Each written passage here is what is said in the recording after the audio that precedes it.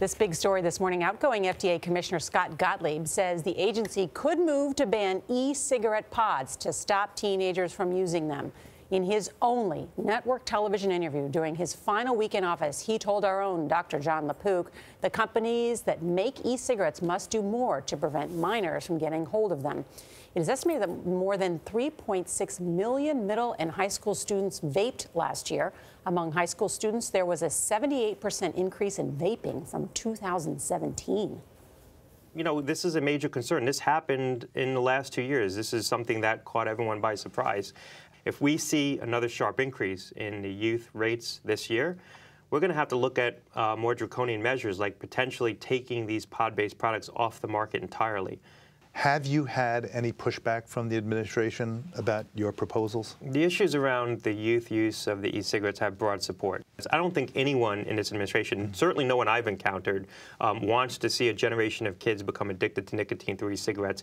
If these rates continue to go up and they don't start to come down, the entire marketability of this category of products is going to be called into question. These pod-based e-cigarette products. Like Juul, for example. Like Juul, exactly.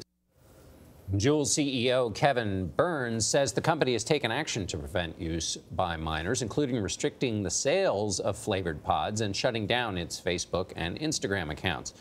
Juul also says it supports banning kid-appealing flavors and raising the minimum age for buying vaping products to 21 nationwide. Commissioner Gottlieb's last day at the FDA is Friday. Dr. Jon LaPook is here. Good morning, John. Why is he leaving, first of all?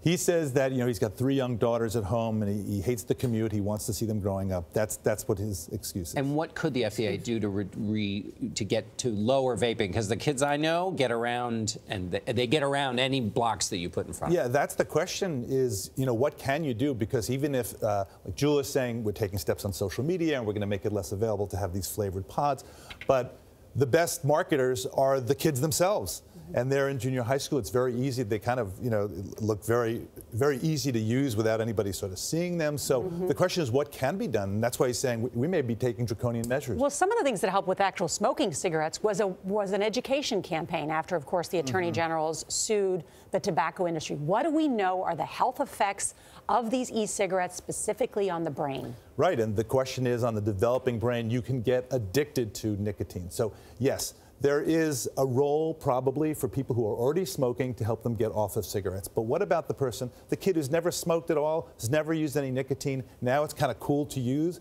and you get addicted. And then there is some evidence that if you've never used cigarettes before and you start off with these e-cigarettes, you might have an increased risk of going on to smoking cigarettes later. But is it cancer-causing? Well, not in the same way that the tar causes with cigarettes. There are some substances in the e-cigarettes that we're not sure what the effects are, but certainly not to the same effect. But they're addictive. And who wants a generation of kids addicted? And then there may be other changes in the brain. There's some research going on right now about other changes in the brain that can be happening. I mean, this is a pharmacologically very active substance. Yeah. But is it a better alternative to the traditional cigarettes, because we know that those are bad?